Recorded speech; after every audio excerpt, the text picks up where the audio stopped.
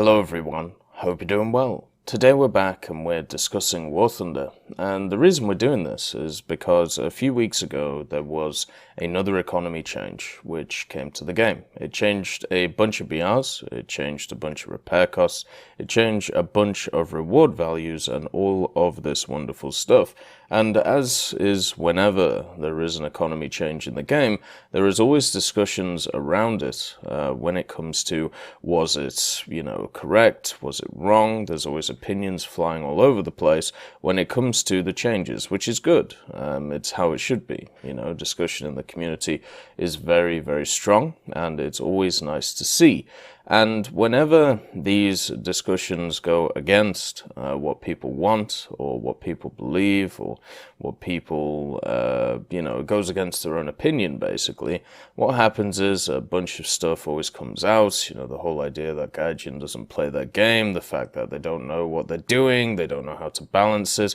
And then what ends up happening is you turn around and say to those individuals, how would you do it? And then you hit a brick wall, or you hear some random big picture idea which would never work, or big picture idea which needs to be, drilled into the little minor details of that big picture idea, and then everything falls apart.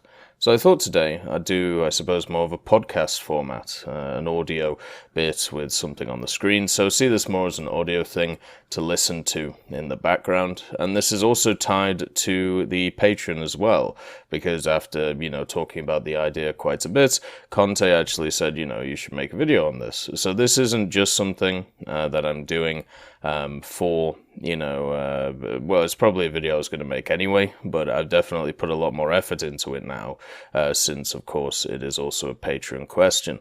If you want to have specific videos or ideas or questions answered in a video format, you can always go onto the Patreon and, I suppose, give a bit, and then I can make any videos that you feel like on any parts of the game. So I've been reading a ton of articles.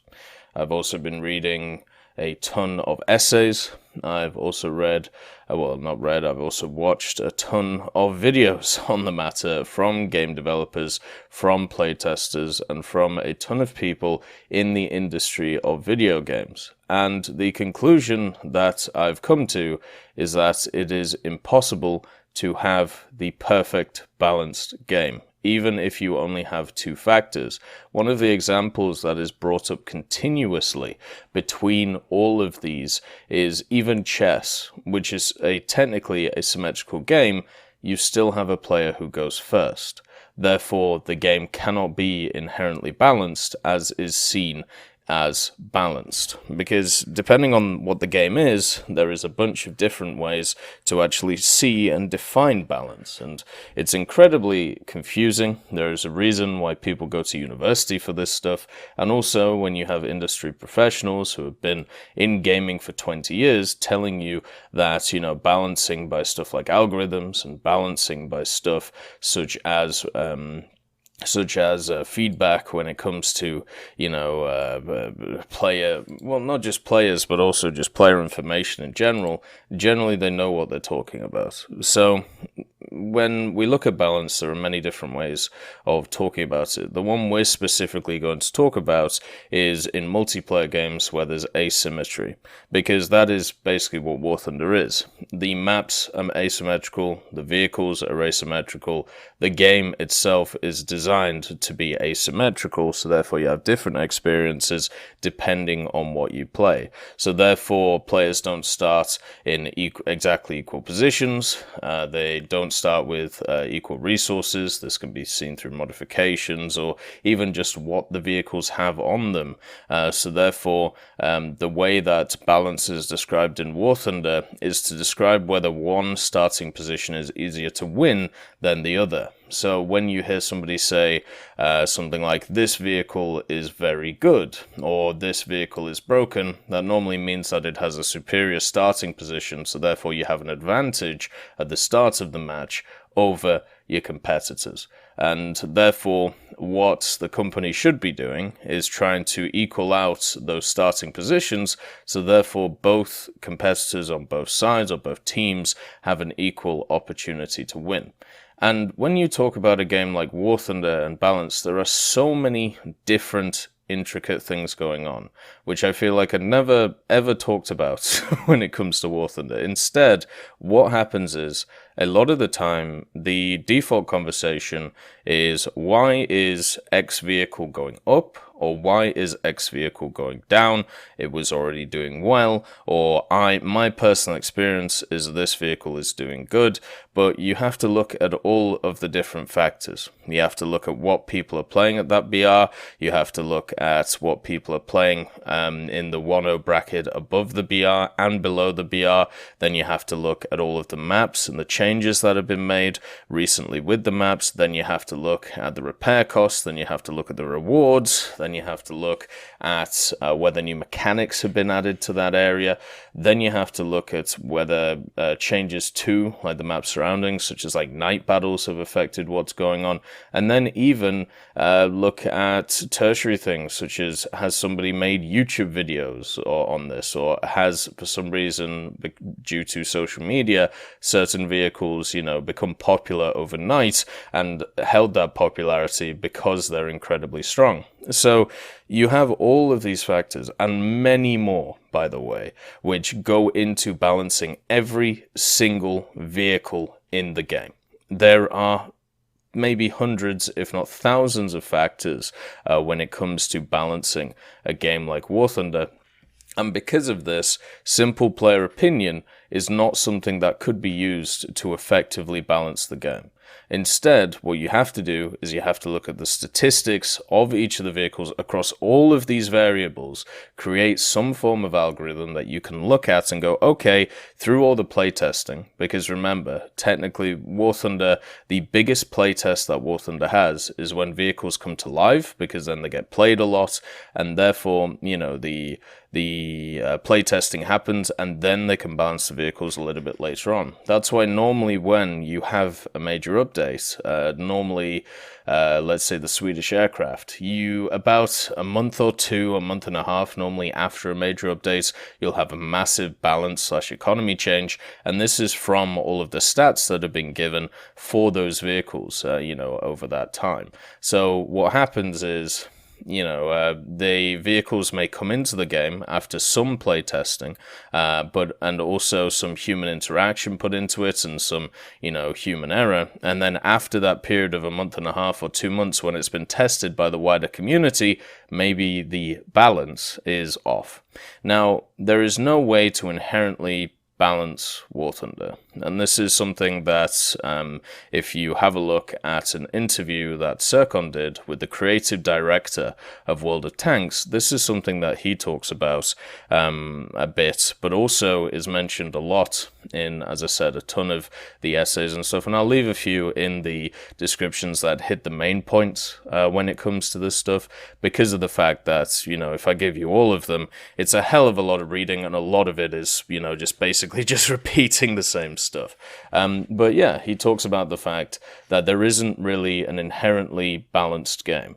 There is always going to be elements of games which are imbalanced, because the imbalanced part are the humans taking part, the player skill which is going on behind the scenes, and this means that player data is always going to be skewed in certain ways or another, and also even through playtesting of certain new ideas, before they go public, there may even still be issues with bias and also issues with human error there as well, because you're throwing in something which is never going to be just a factor, which it's never just going to be like a standard factor. Instead, what it's going to be is it's going to be something which, modifies over time, depending on what human you're actually dealing with. So the curveball in this effect is the players themselves, and this can take or manifest its ways in many different ways. But mainly it turns into stuff like flavor of the month stuff. You can see that right now with the Soviet top tier,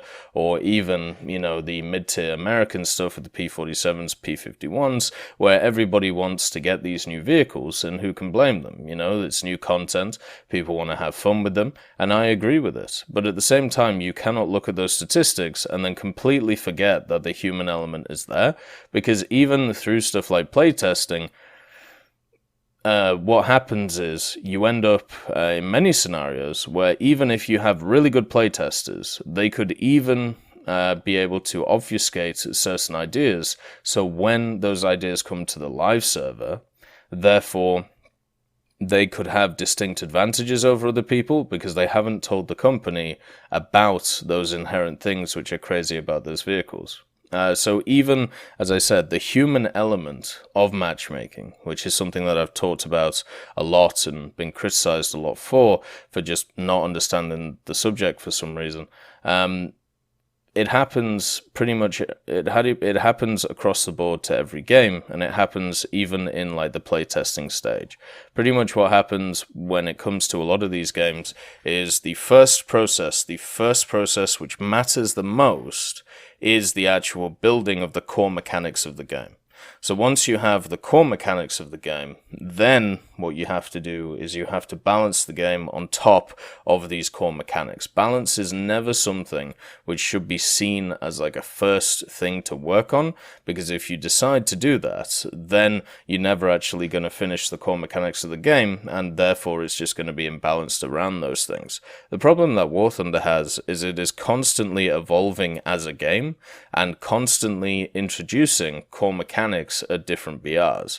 This pretty much means that you end up in a situation where you have a constantly evolving environment, so the player stats or the playtesting that you did a year ago is completely void compared to what is happening today. Even with, let's say, updates 1.101 or Raining Fire, they've just fundamentally changed how a lot of Shermans work, with the fact that, they've given them really good stabilizers. How about the M60s, as something where they've given a lot of them volumetric armor when it comes to the turrets? So these are big changes, and what can end up happening is, because you have so many changes to the game, it either makes all of the statistics that you've had before completely void, or what it does is you can't pinpoint what is actually screwed with the balance of the game because you've changed so many things fundamentally. And we get these updates in War Thunder 5 times a year. And we also get minor updates as well, like Regia Marina, and then also bug fixes or changes every few days in War Thunder. As I said, it's a constantly evolving game, so the idea of this balanced is... It's hard, right? It's impossible to do in a game like this. It's actually kind of surprising that War Thunder itself isn't more inherently imbalanced. There's also, the fact that we've talked about many times, when you have a look at a lot of free-to-play games, we've discussed this before on the Twitch stream and also on YouTube. There's a podcast out there of 2 developers of free-to-play games. They talk about the monetization ideas behind the games, they talk about the psychology of free-to-play, and they talk about how the games are designed, where a lot of budget actually goes to the marketing stuff and a lot less of the budget goes to developers, because what is important is your game being out there and be able to make money. But on top of this as well, when it comes to the actual podcast, they talk about many different things in it about the player experience. Why the early player experience in a free-to-play game is incredibly important, but a late game experience is not so much, because of the fact that you can advertise that late game experience to newer players, and it's going to take them a while to get there, and generally by the time they're there, they're already invested in the game, so they're going to stay anyway, no matter how poor that late game experience is. And what do you see a lot of times from members of the War Thunder community? You see a lot of aggression towards the top tiers of the game.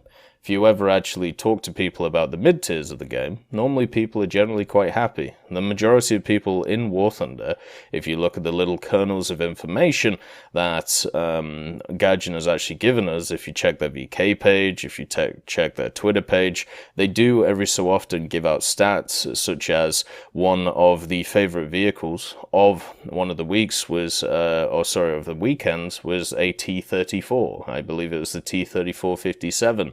And then another weekend was actually the Tiger, showing that the majority of people are around those mid-tiers, playing those mid-tiers and having fun with them. So it's very interesting to see that a lot of the complaints when it comes to War Thunder are high-ranking complaints, They are at the higher tiers of the game, but if you look at the fundamental philosophy or fundamental gameplay loop, basically, of War Thunder, it makes complete sense that they would be the most imbalanced areas, because what you want is you want to advertise the crazy stuff that is happening at high tiers, so people will grind to them through the positive experience of low to mid-tier gameplay. So yeah, it's just kind of interesting to see that. Going back to what we said about asymmetry. So asymmetry is War Thunder's bread and butter. It has to be, otherwise it would be, as I said, like a game like chess. Most multiplayer games are asymmetric in some ways, and generally, as I said, it's pretty hard to balance these. It's probably the hardest to do because of the human interaction. So, as I said, the balance factor for asymmetric games where people don't start in equal positions and resources is the starting position of one side easier to win than the other. That is what you are trying to balance out when it comes to it. The more asymmetric a game is, the more carefully the game must be play tested. Otherwise, because it's the hardest basically to balance, because you have so many factors going into all of these ideas, or let's call them game objects. Game objects is basically pretty much everything in the game, whether it be maps, whether it be vehicles, whether it be anything. Those are game objects. So one of the easiest ways to confirm this kind of balance is to find ways of relating each player's resources to one another. So if you determine that in gameplay, one apple is always worth exactly 2 oranges, then a player who starts the game with an apple will be balanced against a player starting with 2 oranges. So, you can expand that to infinity when it comes to War Thunder, because it's so much more complicated, as we talked about before, repair costs, rewards, the vehicles themselves, when it comes to just researching them, the modifications, the maps. It's just so complicated when you think about it, and it's just so insane when you generally talk about the idea. And there's 3 major ways to balance game objects. So as I said, vehicles, maps, stuff like this. And basically a lot of the articles talk about transitive, intransitive, and also fruity. Transitive is basically when 2 things have a transitive relationship. What it basically means is it's a cost curve. So this is the most direct way to balance objects. So the general idea is to find some desired proportion of cost to benefits. This could be a linear proportion, or it could be curved in some way. And the general idea is to make it so if you are in a better vehicle, or if you are in a better object, you make that thing cost more. So therefore, there's a big cost. There's a big cost loss if you do badly, and a cost benefit if you do well. But the idea or the psychology behind it is more people are going to pick the stuff which is going to cost less, so therefore you as a player can, do well in those vehicles, and then it will cost you less overall. This is something which is used completely in War Thunder. Transitive balancing is the core thing to a lot of the balancing in the game. Whether it's BR, if one vehicle is above another, technically it has a higher cost because you can get into higher BR battles. The actual repair costs themselves are literally a transitive property. Say, with stuff like rewards, the lower the reward, the more you're not going to want to play a vehicle, because obviously you're going to get less out of it. Even stuff like speed is a transitive property, right? Or gun reload, or anything like this. These are all transitive properties. Now, there are two other ways as well, which are seen as core ways to balance a game, which don't happen exactly the same in War Thunder, but I'm sure they used a little bit. You obviously have intransitive relationships. These are basically rock, paper, scissors relationships. So X beats Y, Y beats Z, Z beats X. And what you can do is you can easily balance around these facts, and there is a little bit of this going on in War Thunder, but it basically happens at the high tier of the game, where you get people only playing a specific amount of vehicles, and you can just balance like one vehicle versus another, especially, you know, when it comes to the like nation versus nation gameplay. In mixed battles, you don't really have to worry about that stuff, because, you know, vehicles face themselves, so that is more symmetric gameplay. Therefore, it's much easier to balance than other stuff. Well, you basically take out the factor of, you know, the asymmetric parts of the vehicles themselves. Even though they can still face those other vehicles, it just makes it easier overall, and also lowers queue times, which is probably more of the decent thing. And then the other one is more of like a relaxed definition. It's a fruity idea, and the whole point of this fruity method of game design is that if you see that there is formal and numerical comparisons between objects, but they can't work, and this is basically through playtesting, you throw a wrench into it. you do something insane to see how this is going to shake up everything, and then through playtesting, which once again, War Thunder is, you know, an openly playtested game. You know, they get statistics from all of the player base, which is probably the best way to do this, even if it does mean a week or two of hardship for a lot of people. Then, therefore, you can, as I said, you can throw a spanner into the works and just make everything go a little bit crazy. So obviously there are challenges for each of these three. The transitive relationship, everything relies on the designer finding the correct cost curve. So even if you screw up one cost, and if the math is wrong at some points, then what happens is it will be wrong for every object in the game. So you screw up one thing, everything is screwed, which is why you have to use dedicated algorithms. It's why you have to use dedicated equations for this stuff, and it's why generally it doesn't change over time unless something fundamentally changes in the game. So let's say a core mechanic. So yeah, even if you get one of these things wrong when it comes to the math of the game, because the main way you balance a transitive game is through math, because as I said, that's all you can really do. The whole game will be imbalanced, so you'll have to change everything. If you have transitive relationships, they're much easier to develop, as I've said, but still, it still relies on getting the math right, because you don't want X to be not just good against Y, but also against Z. So you end up in a scenario where everybody picks X, and therefore nobody picks Y, and nobody picks Z. And then the other one, throwing a spanner into the works, well, you can understand why that could have a bit of an issue, because you might have thrown the wrong spanner, you might have found the wrong works, and what that can do is just inherently bust the game. And I think in War Thunder's history, we've definitely seen this with a few vehicles, and normally it's down to human error. If you want examples of this, at least the ones I would give, my personal opinion, stuff like the Lorraine 40T.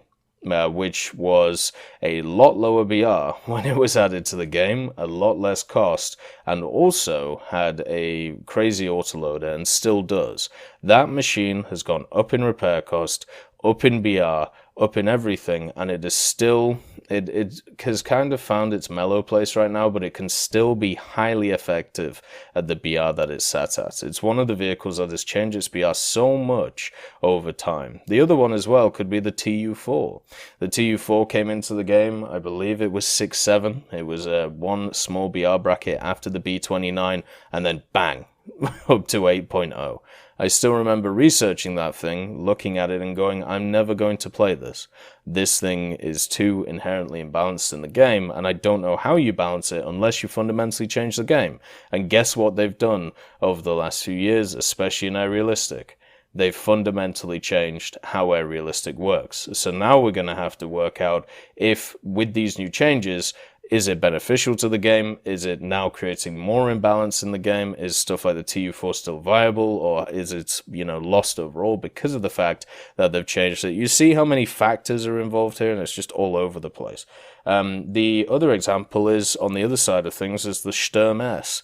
The Sturm S started its life in the game at, I believe, 9.3, so in the top BR bracket of 10.3 to 9.3 at the time, and now it's at 8.7. It's also a hell of a lot cheaper. It came into the game with a ridiculous repair cost, and also its modifications have been decreased as well. It's still a bad vehicle. It's still hard to play because of its fundamental design decisions that are on the vehicle. But all of these, you can see how what has happened is they've been implemented into the game by probably somebody or a group of people, which it normally would be. They have decided what BR it has to be, what repair cost it has to be, so adding in the human element of that vehicle, and then over time, as it's been play tested more and play tested more, they can then look at the statistics, which they've set up through equations and algorithms and all of these crazy things, and then they can make a decision where the vehicle will go. And then after making that decision, what you do is you put it out in public that we're going to do this, and then you listen to player feedback. Then, after having a look at the player feedback, maybe there are certain factors that you've missed, and therefore you can reassess the situation. Because there have been BR changes which have been changed, especially after player feedback. That is kind of the last step when it comes to this stuff, player feedback for these specific vehicles. And that should be the last step, and should never ever be seen as the first step, and should never ever be seen as a step which is intricate to the design of the game. Because, as I said before, one of the major issues with humans is we are biased, and also there is this thing called human error. Human error is a very large part of a lot of scientific experiments. That is one thing that you try and curb as much as you can. And the reason for this is because it is normally one of the inherent things which destroys a lot of experiments.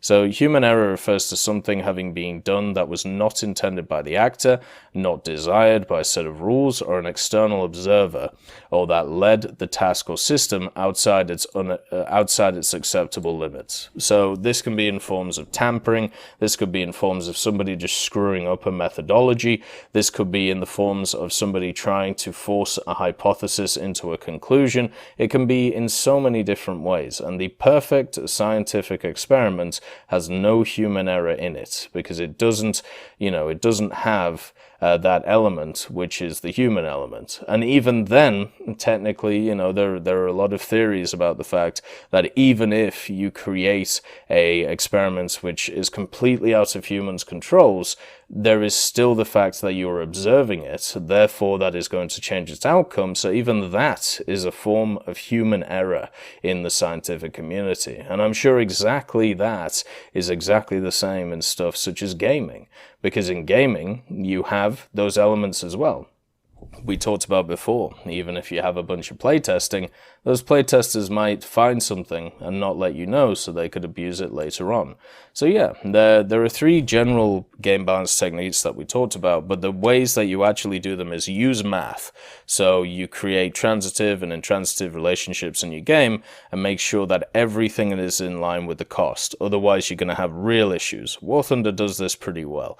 Then the instincts idea comes in, so therefore human error comes in, and then playtesting as well, which once again, War Thunder has the largest playtesting player base, its actual player base. So if we just generally look at the way that all of this comes together, War Thunder is an inherently unbalanced game.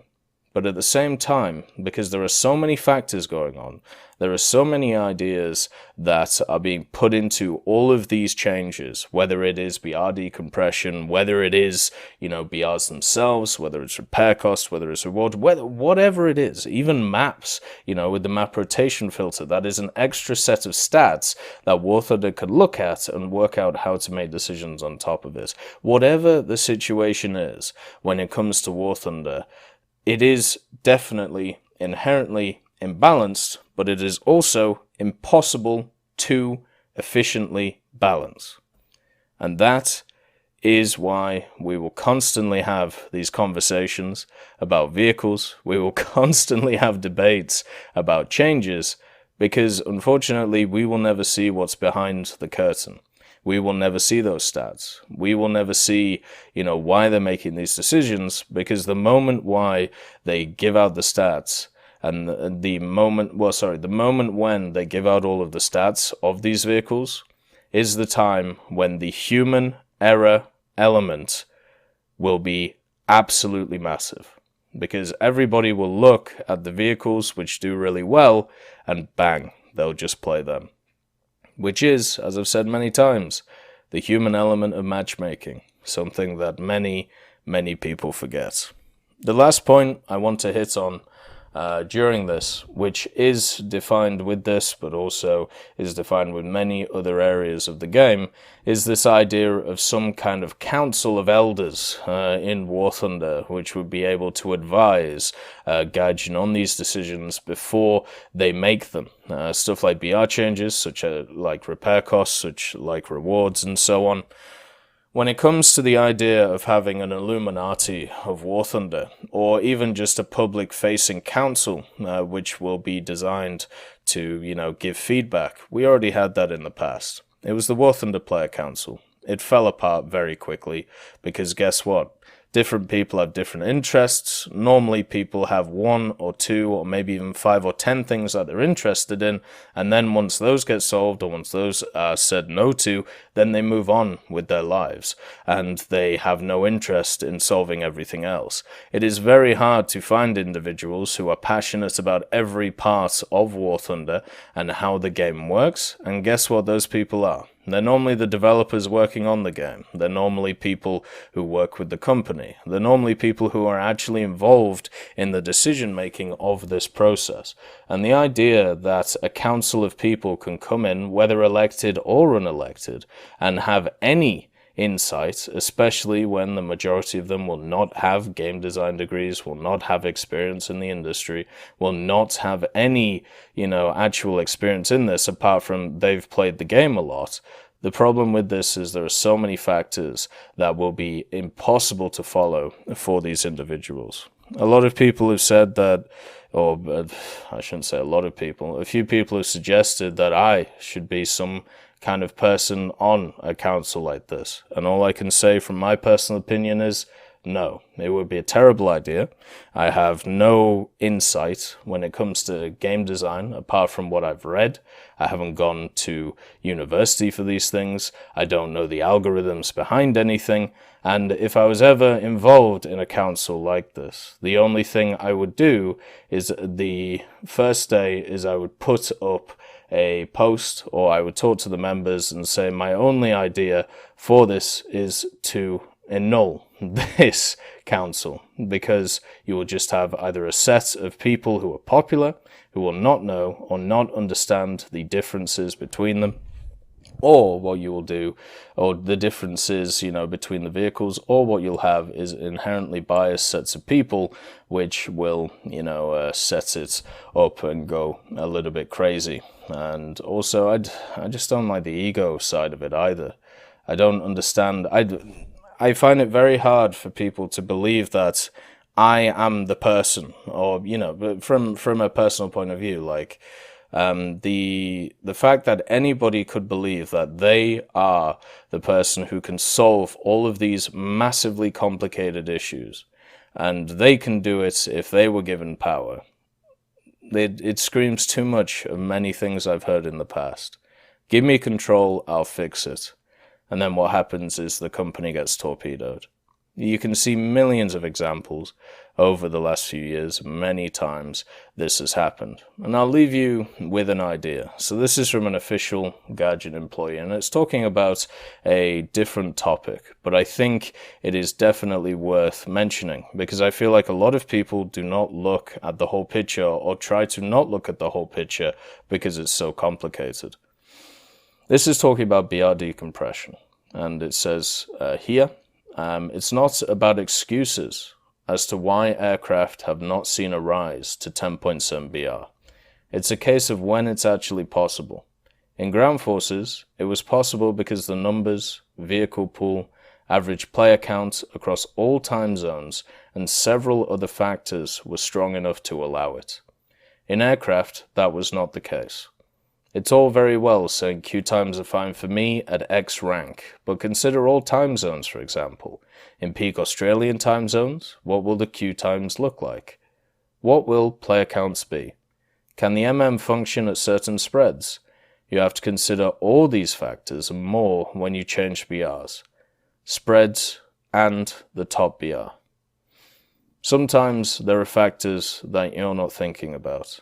The best thing to do before, having a look at any of these ideas is to think, if I have worked this out, or if I believe I've worked this out, why haven't Gaijin? And then start questioning your own ideas, and then realize there are people who are paid to work out what you are supposedly already working out, and they've already run into brick walls which you just haven't thought about. Try and find those brick walls, try to smash them. Then we can start talking about these things. Have a lovely day. I'll see you next time. Bye. I'd just like to thank Trigger Hippie, Universe, Conte Baraka, Elove Goat, Eugens Terry, Ambrosius McClellan, Daniel Stanton, Martinez, B. Young, Hans, and Samuel Slick for supporting the channel.